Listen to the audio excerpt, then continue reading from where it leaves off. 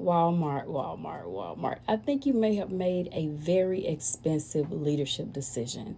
If you haven't seen this, it's video floating around on social media from Damon Darling. He's becoming known online for going into stores, blessing everyday people, paying for groceries, and giving money to people who are in need.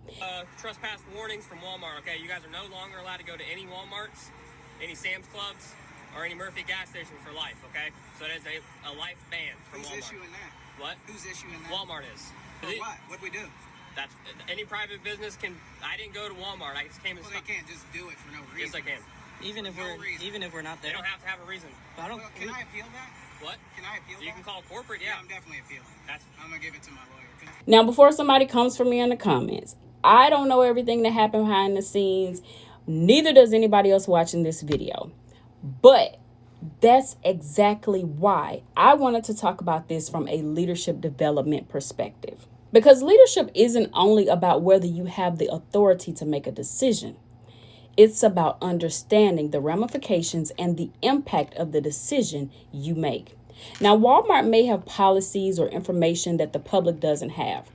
Fine. But when you are one of the largest corporations in America and the public narrative becomes Walmart banned the guy who goes around helping people, you have a reputation problem, and good leadership anticipates that. This is where corporate leaders sometimes get it wrong. They ask, are we allowed to do this? Instead of asking, how will this decision affect the people we serve every single day, the people who work for us, and the people who have our brand in mind when they decide to go and shop? These are two totally different mindsets. And we've already watched another major retailer learn how expensive broken trust can truly be. Do you remember when Target rolled back their major parts of DEI commitments? Consumers organized a boycott, and that company spent years and still spending time and money dealing with significant reputational pressure, declining traffic, and declining sales. And I'll tell you personally, I haven't stepped foot back in Target since then. That's the part companies often underestimate. You don't get to decide when a customer feels betrayed enough to change their buying habits. And unfortunately, that hits your bottom line. And guess what?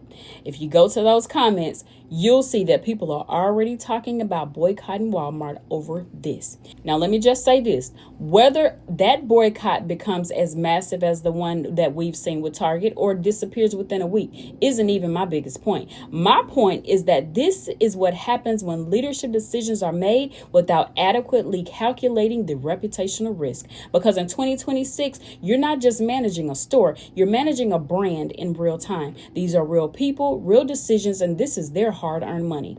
One customer has a camera, one employee has a camera, one creator has an audience, and one poorly handled interaction can become a national conversation before your communication department has finished scheduling the meeting about it. And that's why leadership development matters. Policies tell people what they're authorized to do. Leadership teaches people how to think before they do it. And Walmart may have had every legal or policy-based right to make this decision, and that's totally fine. But leadership requires another question. Was it wise? Because there's a huge difference between being within your rights and being what's right for your brand. And Walmart is about to find out whether its customers think that this decision passed that test. My name is Angelia Malbrew, and I am here to equip you, guide you, and show you how to lead like a well-kept brand. And I'll see you on the next one.